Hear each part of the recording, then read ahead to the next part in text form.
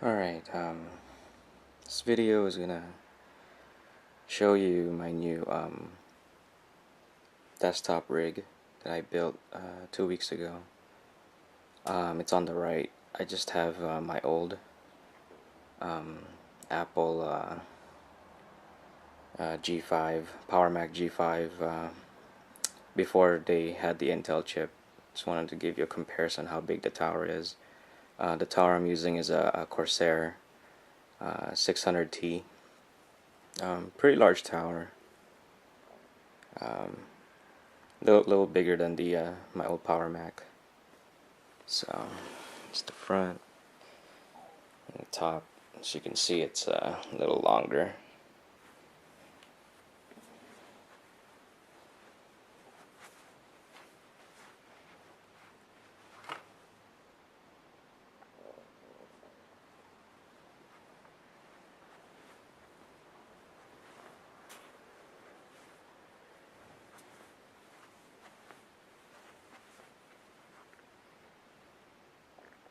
The tower is really great. I like it a lot. Build quality is excellent. Good design on it. Has the dust filters, which is pretty cool. Show you like the front panel can be removed, and that's the dust filter for the front. And the top, so you can clean it.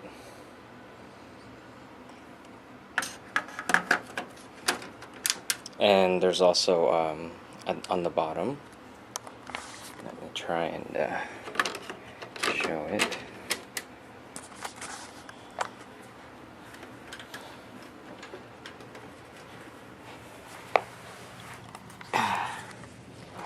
That guy right there.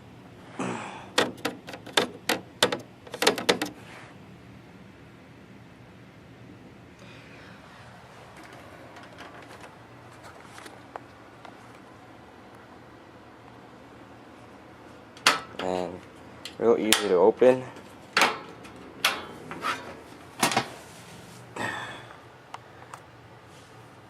Has 4 5¼ bays. It's toolless, so real easy to get things in and out. Got 7 3½ bays, and the manual said it does support 2½. So with this setup, I have a RAID 10 configuration set up. So 1, 2, 3, 4. Those 4 are part of my RAID 10 array. I'm running Seagate 500 gigs each, 7200 RPM and 16 meg cache. Running on SATA 2, 3 gigabits per second, and it's I'm using the Intel chipset for the RAID array, a RAID controller. Motherboard I'm using is a Gigabyte UD3, the X58A-UD3R. Really nice motherboard, very stable. It has dual BIOS, so if you screw up on the BIOS you're running, you can actually run the other BIOS while fixing the other one. So and it has three RAID controllers. So this first 4 right here, there's 2 in each, is the Intel. Actually, there's 6 in the Intel one, Intel chipset. So there's 2, 4, and 6. So 4 of them are my hard drives, and then this is my Bluray burner. And those are the SATA 2s. This is another SATA 2 port right down here. This one's using the Gigabyte chipset. And those are running SATA 2 also, 3 gigabits per second. And then this one is the Marvel RAID controller right here. SATA 3, which runs at 6 gigabits per second. And there's two ways you can set it: the AHCI or the IDE. So it supports both, depending on how you configure your drives and yeah, your drives. So here we have I'm using the Corsair Vengeance RAM, triple channel. So you got they come in threes, 1, 2, and 3, 4 gigs each, which brings me to 12 gigs. Running very well. Has a timing of 9, cast latency of 9. I know I could bring it up lower, but right now, I mean, there hasn't been a need to. System's running great and stable, but I've seen timings that are lower on the internet.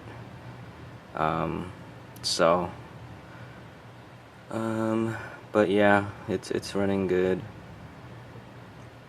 Let's see, I'm running Intel i7 960, 3.2 gigahertz, quad core, and I'm running a Corsair H70 liquid coolant right here. So I have two fans set up, one here and one here, and this is where the actual radiator thing is. And got the hose, two hoses right here.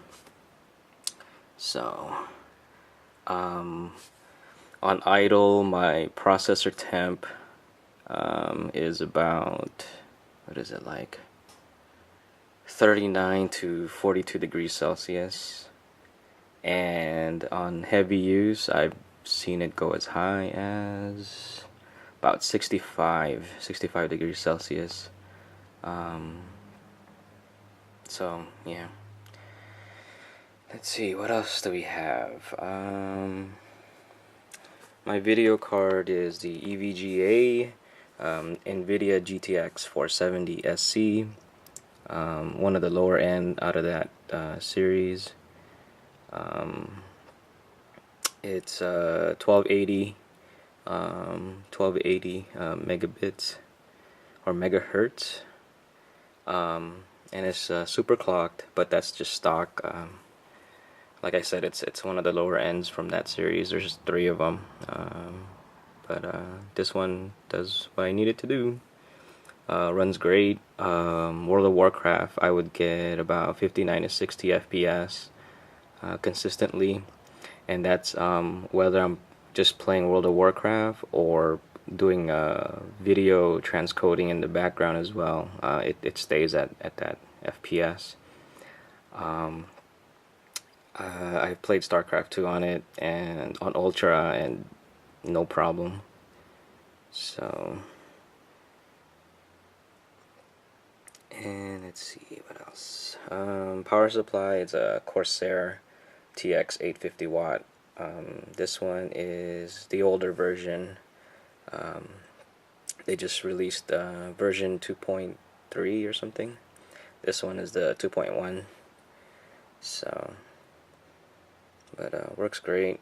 It is bottom mounted, so one of the problems I had, or actually the only problem I had with this tower, and being that it's bottom mounted, is the power cable to my Blu-ray burner, which is here. It used to be up here, but I had to move it down.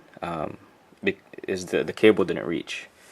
As you can see, this tower allows you to run cables from the back. There's holes right here where you could run the cables, so you have better airflow. And you could run, there's a hole right there, and you can see. But yeah, you run the cables to the back, and better cable management, better airflow, I think. But it just didn't quite reach when I had to drive up here at the very top, which is where I really wanted it, but oh well. No biggie. What else is there? There's a fans here, fan here up top, and then the two fans here. So it's a pretty good airflow front to back.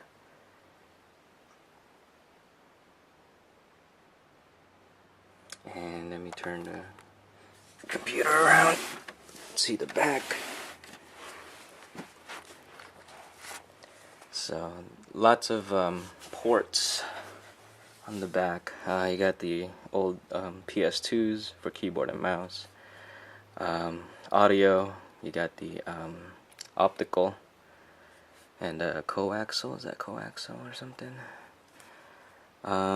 Two fire wires. You got the 2-pin and 4-pin 400 Firewire 400. These yellow ones are a combination of USB 2.0 and eSATA, and then the black one is USB 2.0 by itself.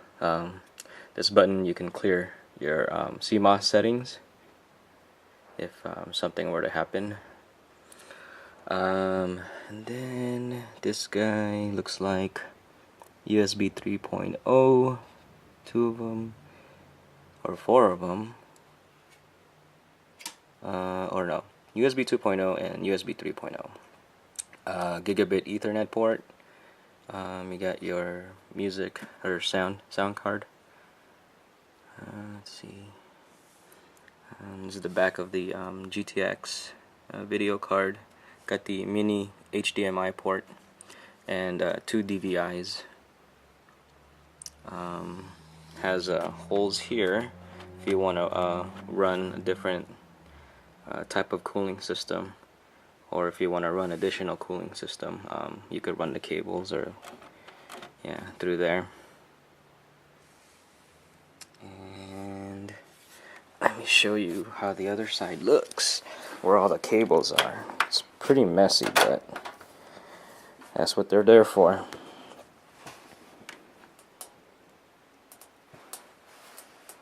So there's the cables. The cables are being ran here. On the back there's a hole where you could see the back side of your motherboard. This is for mounting the Corsair H70. So I didn't have to remove the motherboard.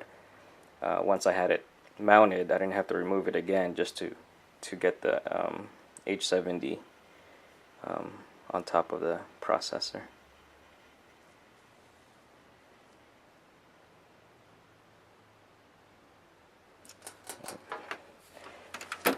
And the front, there is a fan controller, which I haven't figured out how to get that thing to work, but oh well.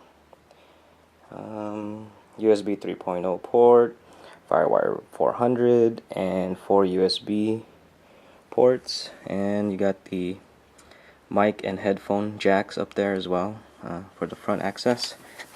Power button, reset button. And one thing this thing has also, because of that USB 3.0 in the front, it has this USB cable, and unfortunately the motherboard I have does not have a USB of this type to plug into. So I'd have to, if I want to use the front USB 3.0, I'd have to run it to the back and plug it in. But yeah, it has the USB plugs, but it's those kinds. Oops, those kinds right there.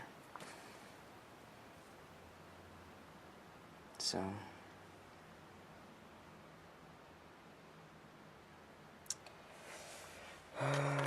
that's really it. Tower's really good. I like the bays a lot because it gives me all those space to put all those drives. Oh, and these are actually 2 separate sections, so I can remove this and move it down here, mount it down here.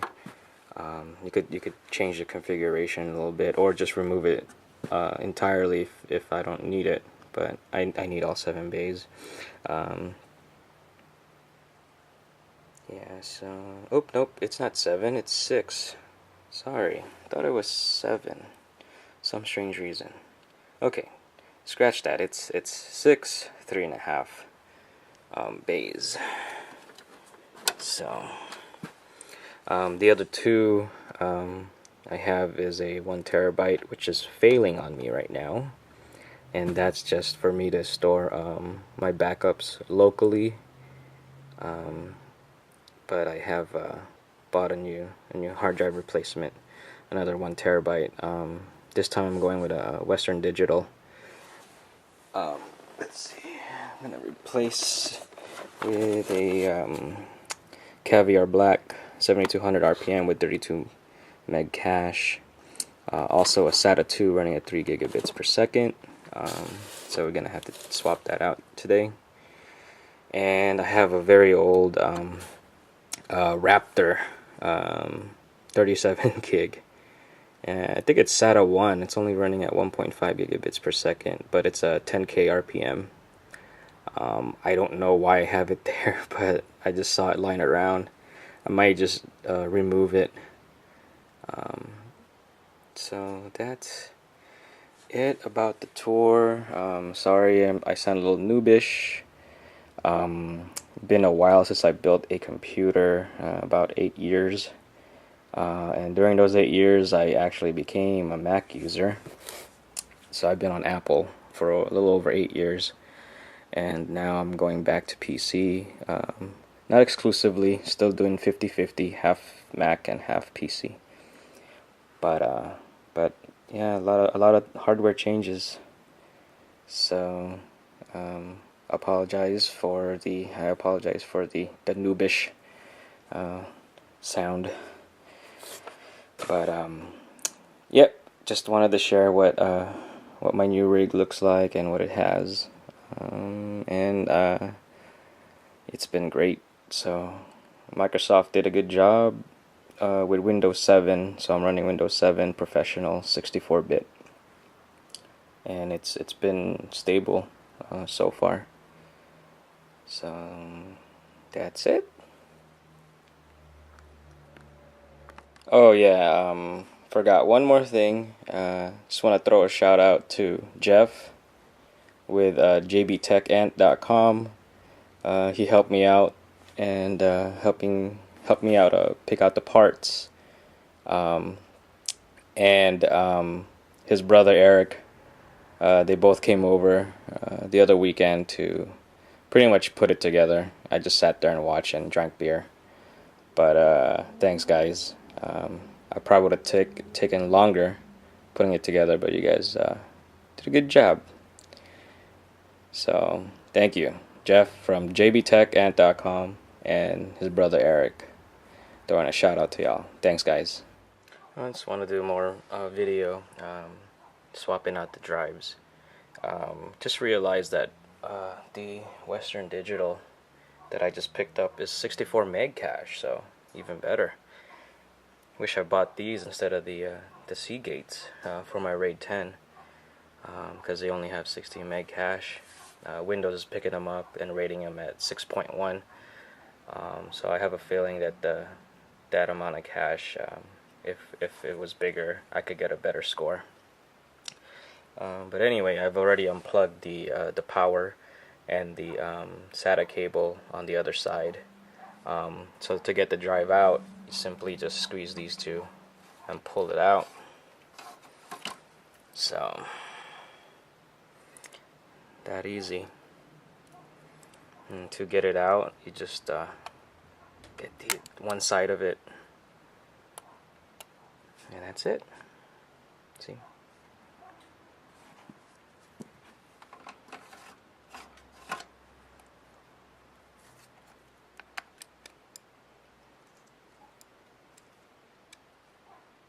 Oh, this one's a little tougher. Let's try to go to the other side.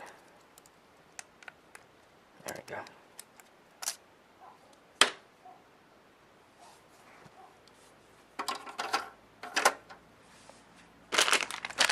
Put my new Western Digital.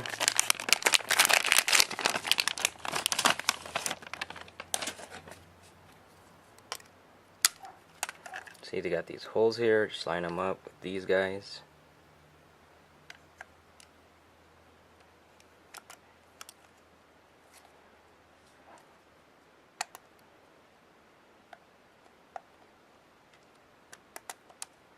That's it.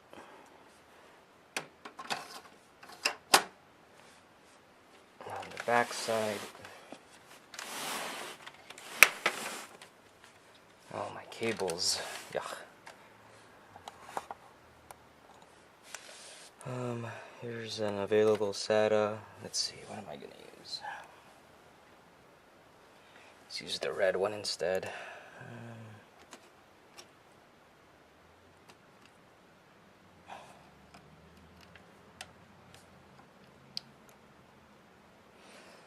Gotta be careful not to mess with the RAID config.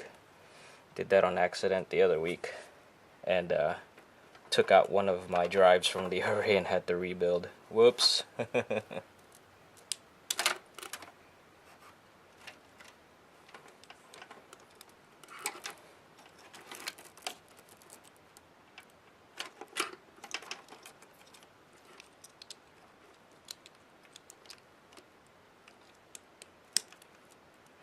Ran out of power, but get these adapters. Molex to SATA power, and problem solved.